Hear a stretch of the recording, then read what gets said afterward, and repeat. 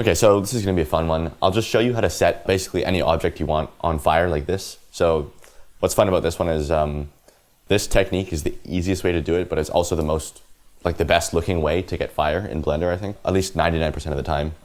It's a bit cheaty, but you'll see what I mean. It looks good. So if I just show you the blend file right now, I have some stuff in here. This is just kind of a test scene I'm working with. It's just a texture from Quixel. Displacement is on. Adaptive subdivision is on, and then I've just got some other photo scans that I've taken of just rocks and trees and roots and stuff like that, just for some sort of environment to work with. And then if I just turn a light on here, so you can see we've just got, this, nothing special. And then I've just got a camera here. This camera is just animated to move forward, just 2 keyframes, one at the beginning, one at the end, just moving forward like this. And then our timeline, it's just 150 frames long. So that's it. Pretty simple. And I want to make this look cool by adding, some fire. So let's do that. The basic technique is take a video of fire, slap it on an image plane, and then wrap the image plane kind of around some object. There's a bit more to it than that, but that's the basic technique. So let me show you how to do it. Take a plane, so Shift A, Mesh, Plane. Let's rotate it 90 degrees so it's facing the camera. So the camera's here, and I'll just have the plane facing the camera. There's going to be an image or video on here. And then I'm just going to switch this down here to the shader editor. Doesn't matter where your windows are, just have the shader editor open somewhere. I also like to have the UV editor open, but this is just the setup I'm using. So let's just make a new texture. So just on that new plane, hit new. And then you basically just want to go to this website, Pexels. And then what you do, this is just a free stock photo website. In this case, it actually has stock videos too. So what you can do is just type in fire at the top of the search bar, go to the videos section. For me, it's not loading the videos for some reason, but I've used this site plenty of times. It should work fine. And then you can just download a bunch of stuff like this, just videos of fire. This one you can see, if you look at the bottom, you can actually see the camera shaking quite a bit. That doesn't really matter. It's not too bad. You won't see it at all in the render. One thing is actually the slow motion videos of fire happen to look really, really, really nice in 3D when we render them. So if you want to use that, those are some of the most, some of the best looking ones, these really slow motion ones. But it just depends on what the look you want. So I'm just going to take one of those and just throw it onto this plane right here. And here's how you do that. So just drag the file. So let's try the slow motion one because I kind of like this one. So let's just take that. You just drag that file from the Explorer, the Windows File Explorer, down to the shader editor, let go, and there we go, it's in. And then now I need to unwrap this because you can see this is the aspect ratio it's supposed to be at, but it's kind of squished. So the easiest way to fix that is just unwrap it with a cube project. So just U, C, unwrap it. And then let's just scale this so that it is lining up properly. First of all, I'm just going to plug this into the emission color before I do anything else, just so I can see it in the file or in the rendered view. And let's just turn it up so it's a bit brighter. There we go. And you can see where this is going. Let's just see here. Let's crop this so it's a bit more centered. And then I can just have this there somewhere like this. That's fine. Okay. So this is a bit problematic having this big, this gray square here. So what we want to do is take the color of this footage here. And what's really nice is the background is actually black. So you can actually go out and just record your own fire. I'd recommend doing that too. So next time you're out at a fire, just take a slow motion video of it on your phone. That'll work totally fine. And then if you do it at night, the background will just be black as long as you're exposed for the fire. And then you just run the color of this into the alpha, and that'll just mean the black background will just get removed like this. So you can see, just run it into the alpha, and there we go. If you want to adjust it, you can actually use a RGB curves node or a color ramp node, and just use that between the color and the alpha, and you can adjust exactly where it cuts off. I might actually do that because just in case the background isn't fully black, it might be hard to see this, but you can see there's kind of a line here where the background isn't fully transparent. So I'll just pull this black handle of the color ramp up just slightly so it's not, you can see if I pull this, make this extreme, you can see it's not fully black. So I'll just pull it up a little bit, and there we go. That looks good. Let's just bring the camera back to here. So this is what I mean. It's good in 99% of the cases where you need fire, because if I go from the side, then it breaks the illusion. Obviously, it's just a 2D plane. So, you know, most of the time you're not going to have a shot where you're like doing a 360 rotation around a fire over top of it. So, you know, for a shot like this where it's just straight on, this will work perfect. But for stuff where it's like straight above, you know, you're going to have to find a different technique or find a different video that works with this angle. Okay, so the way we actually get this to move, because if I press play right now, it's just a still image. So the way you get this video to work is set the number of frames first of all. So I think this was a 17-second video. So if I just go to properties on this one, let's just see details, 55 seconds, and it's 24 FPS. So that's, I'm not even going to calculate that, but you can just multiply those two together to get the rough number of frames. And then you don't need to set the number of frames in here to that amount. All you do is set the number of frames in here to the length of your timeline, or however long you want this to run for. So my animation is going to be 150 frames long, so I'll just set the frames to 150. As long as it's as long as the timeline, it'll be fine. You can set it longer if you want, it doesn't really matter. So it's sort of working, but we have to check these two boxes here, cyclic and auto refresh, and that'll just mean this will loop and then it'll refresh in the viewport automatically. And now it's actually working. So there we go. You can see it's a bit laggy right now, but as soon as I render this out, it'll look really, really clean like I showed you before.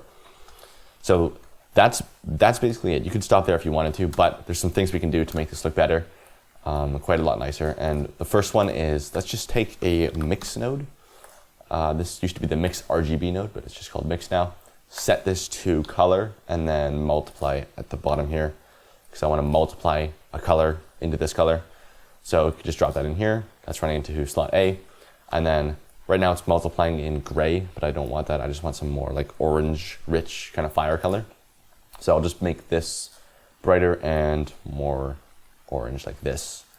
You could actually make this whatever you want. Like if you wanted to make this blue, you could take a hue saturation, maybe just drop that to 0 and then multiply in whatever color you want like this.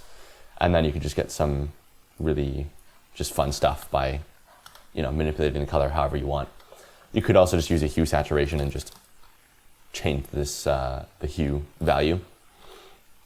Okay, so I'll just do regular fire for this one. So let's just leave this on orange. It doesn't need to be that intense, but something like that is going to be fine. This is not doing anything now. Okay, so one thing is, this is the only light source in the entire scene, is this fire right here, and it's constantly moving and changing. So it means there's going to be a lot of like flickering, which is actually realistic. That's what you would see in real life, is a lot of flickering from the fire. But if you want it to just look a little bit more stable and clean, what you can do is turn this down a little bit so it's not super bright, as long as you can see it, and then just use a point light to do most of the lighting for you. I still want a bit of that flickering because it looks more realistic and cool, but all the way up, you'll see if you render it out, it's a lot. So let's just throw in a point light right there. I'll turn up the size so it's like this big-ish, roughly the same size as where most of the light would be coming from the fire. And then just make that like orange or something. And then I also want to turn that up to like something like this-ish, enough to just see. And then also, when you're lighting your scene from emissive textures like this, a lot of the times it's going to be very noisy and just hard to render. So using a point light like this to do most of the heavy lifting with the lighting is going to just make it a lot easier to render, usually. Okay, so let's turn off this setting right here, multiple importance, because you can see if I move this over the reflection of the water or any just reflective surface, you'll actually see the entire reflection of the light. So if you just disable this setting, multiple importance, it'll still leave all the light coming from this light, but you won't see that weird reflection. Okay, so let's take that and then just kind of put it in there somewhere like this. The other thing I forgot to mention here is I have volumetrics turned on. So if I hide this, this is what it looks like. And here's what it looks like when we turn on the volumetrics. This is just a big cube. If I just display it as bound or textured, it's just a cube set to display as bounds. You do that in this section right here. Object properties, visibility, viewport display, and then display as bounds right here. And I just have that in my shortcuts. So if you right click that, assign shortcut, mine's D for bounds, or for display as, I mean.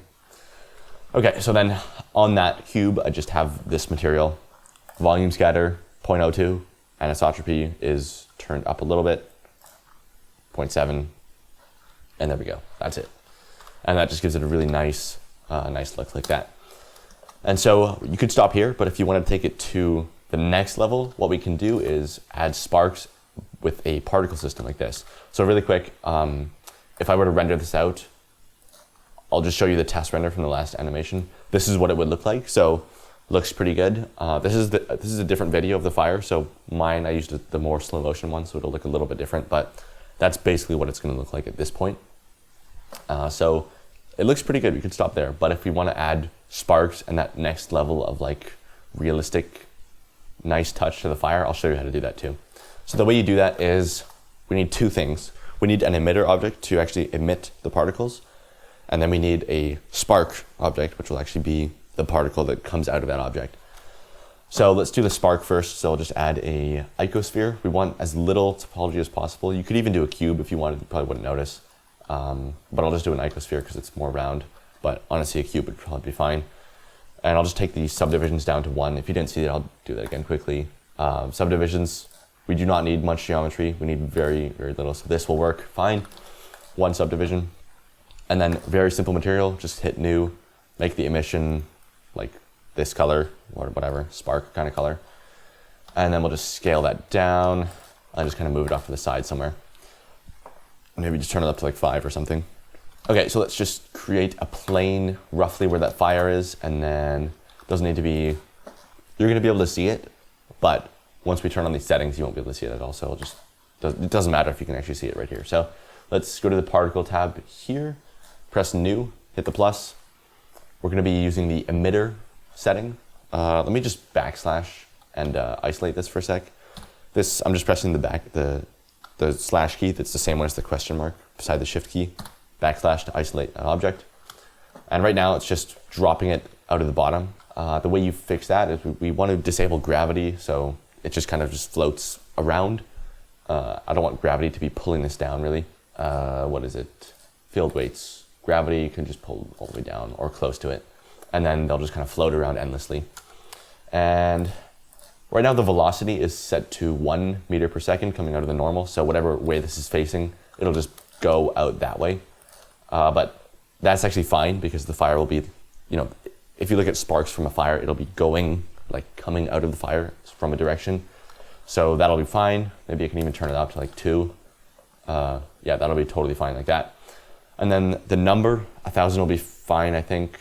Frame start and end. Our animation's only 150 frames long, so I'll change this to 150 because I don't need to go for more than that. And then the lifetime I actually want to be probably 150 as well. If you want them to disappear faster, then obviously change that. The lifetime will just be how long they last. So like you can see if I turn it to like 5, then they'll disappear after 10 or whatever this is set to. So I'll just keep that on 150. Okay, so there we go.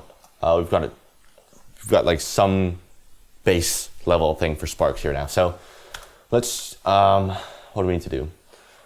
Let's change the object to actually be the sparks. So the way you do that is just go down to render, this in the particle settings, down to render as halo is going to be this thing. If you just switch it to object, and then just pick the icosphere I made. So right there, I'd recommend naming it better than me. Scale can go up. We don't really need scale randomness, but I'll turn it up just in case. That'll be fine. So there we go. We've got sparks kind of going straight up. Obviously, we don't want it going straight up. We want it kind of going around in a cool, sparky way. The way you do that is just add one more object here, a force field. And we want to pick the turbulence force field. And what that does is it just kind of makes the particles go. I guess let me change this back to halo so you can actually see what this is doing. The turbulence will do this once I turn it up. Let's turn it up to 2. And there we go. And it looks like it needs to be stronger actually. I might change the normal velocity down lower a little bit. And so there we go. The turbulence is kind of just making it go out and around and just kind of like adding noise, randomness to the direction that everything's going in kind of a nice way. So I can probably turn that up to like 4, and let's just see what that looks like. Yeah, that's a bit much. Maybe 2.5 would be good. I don't know, it just depends on the kind of look you want. And oh, also one more thing is, I don't want the sparks to start when the video starts. I want the sparks to already be in the air, because the fire would have been there before the camera started recording this. So it makes sense that the sparks would already be kind of blowing around. So the way you do that is you just set this so that the frames start. Right now it's on 1, so it'll start emitting on frame 1. I actually want it to start on like minus 100 or minus 150 or something like that, just so that they're already in the air. And then maybe I can turn up the lifetime even more. So let's just do like 400 so it has enough overlap to go, so that everything is already, it's not like disappearing by the time it starts the animation. So there we go. Maybe let's even go more, like minus 200 on the frame start, so that it's already, by the time it gets to frame 1, all these particles are already emitting all over the place, so like that. And that's really nice. I think that'll look good once we have it on sparks. So let's go to render view in viewport, and then just change that back to object, make the object that icosphere, and there you go. Let me just do a quick render of this, and you can see we're gonna need to turn on motion blur, but this is the effect we're going for. If I just pull this up. It's very low res right now, but you can see that is gonna look really, really nice, especially when it gets animated, and I'll show you how to make this even nicer with some settings. So let's turn on motion blur. This is very important. Make sure you check this box. Pretty much 99% of the time you're doing an animation, I recommend turning on motion blur. It just makes everything look better. So yeah, let's turn that on, and I might even turn it up to like 0.7 or something, 0.8, around there. Sweet, and then if I render this again, you'll see what that's doing. Now we get a little bit of motion blur, and then that will look super, super nice with the turbulence, because everything's kind of moving around at slightly different speeds, and it's like, there's these weird little air pockets it looks like, and it just looks really, really good with this. You'll notice we can still see this plane that I added. That looks terrible, so the way you hide that in the render is you just go down to, in the particle settings, go down to the render tab, and then just uncheck show emitter, just take that off. And if you don't want to see it in the viewport as well, there's a viewport display tab. You can just uncheck it there as well. So there we go. And to avoid this kind of thing happening where it just glitches out, all you need to do is bake this. Also, if you don't, if you try and render the animation or the image and you don't see the particles at all, this is probably the thing that's wrong. You just haven't baked the animation. So you just go to the cache right here, just click bake, you're done. And then what that'll do is it'll kind of like freeze it into place and it won't glitch out. And then any settings you need to tweak here, you just have to delete the bake, readjust, and then rebake it. And then it'll just cache that. There we go. Okay, so I should be able to render this now, and I think we're good here. This is a good place to stop. At this point, I'd probably just tweak the fire, and like, if I just go back here, what I'd probably do is just duplicate this a few more times. You only really need one video of fire. If you see that it's kind of a duplicate and it looks like, if you duplicate this, you'll see that it's duplicated because it's the same footage. One trick you can do to just get more out of this one clip is you just make sure you're happy with the color and the actual shading setup here.